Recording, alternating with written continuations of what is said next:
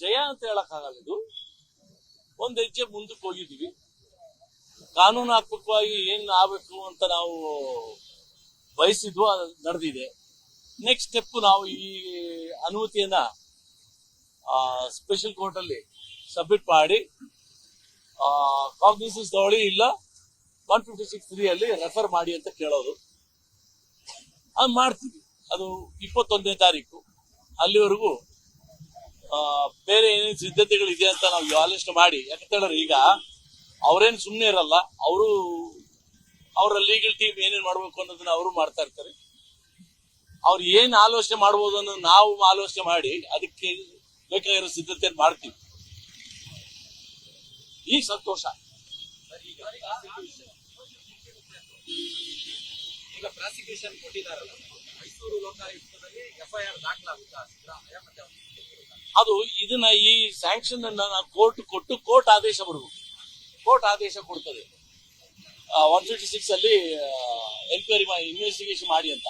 ಆಗ FIR register ಮಾಡಿ ಮುಂದುವರಿಸಿ. ಈಗ PCX 17A ಅಡಿ ಲೋಕಾಯುಕ್ತ ಪೊಲೀಸರಿಗೆ ತಾನೇ ಈಗ ಹೌದು ಹೌದು ಲೋಕಾಯುಕ್ತ ಪೊಲೀಸ್ ಈಗ ಮಾಡ್ಬೋದಲ್ವಾ ಅಂತ ಹೇಳಿ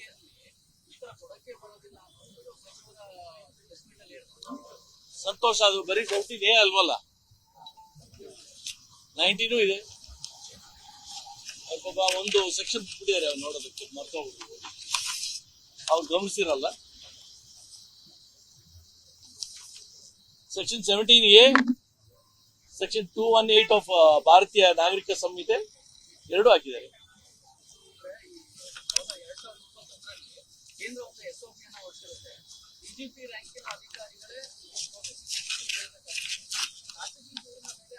ಇಲ್ಲಿ ಏನಾಗಿದೆ ಅಂತಂದ್ರೆ, ನಾನು ನಿಮ್ಗೆಲ್ಲ ಕಳಿಸಿದ್ದೆ ಆ ಸರ್ಕ್ಯುಲರ್, ಹೈಕೋರ್ಟ್ ಸರ್ಕ್ಯುಲರ್ ಕಳಿಸಿದ್ದೆ.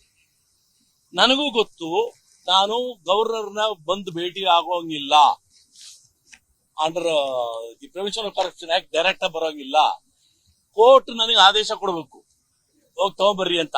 ಅದು 203 ಸ್ಟೇಜ್ ಬಂದ ಮೇಲೆ 200 ಅಲ್ಲಿ ಕಂಪ್ಲೇಂಟ್ ಹಾಕಿ 202 ಅಲ್ಲಿ ಡಿಸ್ಮಿಸ್ ಮಾಡಲ್ಲ ಅಂತ ತೀರ್ಮಾನ ಮಾಡಿ ಮೇಲ್ನೋಟಕ್ಕೆ ಇಟ್ ಇಸ್ ವರ್ತ್ ಪ್ರೊಸೀಡಿಂಗ್ ಅಂತ ಡಿಸೈಡ್ ಮಾಡಿದ್ಮೇಲೆ 203 ಅಲ್ಲಿ ನಮಗೆ ಹೇಳಬೇಕು, ಹೋಗಿ ತಗೊಂಬರ್ರಿ ಅಂತ. ಆಗ ನಾನು ಬರ್ಬೇಕಾಗಿದ್ದಿತ್ತು. ಬಟ್ ಈಗ ಸದ್ಯಕ್ಕೆ ಹೈಕೋರ್ಟ್ ಆದೇಶ ಒಂದು 2023 ಇತ್ತು. ಆ ಆದೇಶದ ಪ್ರಕಾರ ನಾನು PCR ಹಾಕಬೇಕಾದ್ರೆ, ಫೈಲ್ ಮಾಡ್ಬೇಕಾದ್ರೆ ಅನುಮತಿ ತಗೊಂಡೋಗ್ಬೇಕು ಅಂತಿತ್ತು. ಆ ಗೊಂದಲದಲ್ಲಿ ನಾವೀಗ ಮಾಡಿದ್ದೀವಿ. I sought for the sanction ಕೊಟ್ಟಿದ್ದಾರೆ. ಅದೊಂದು ದೊಡ್ಡ ಕಾನೂನು ಸಮರ ನಡೀತದೆ ಆನ್ ದಟ್ ಆಸ್ಪೆಕ್ಟ್. ನಾನು ಹೇಳಲಿಕ್ಕಾಗಲ್ಲ, ಹೈಕೋರ್ಟ್ ಹೇಳೋದು. ಅವರು ಸ್ಟೇಗಂತೂ ಟ್ರೈ ಮಾಡೇ ಮಾಡ್ತಾರೆ.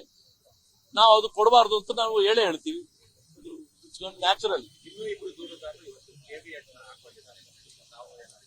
ನಾನು ರೆಡಿ ಆಗ್ತೀನಿ, ಯಾಕಂದ್ರೆ ನಾನು ಈಗ ಬಂದೆ ಮಡಿಕೇರಿಯಿಂದ. 10 ಗಂಟೆ ಬೆಳಗ್ಗೆ ಹಾಕ್ಬಿಡ್ತೀನಿ.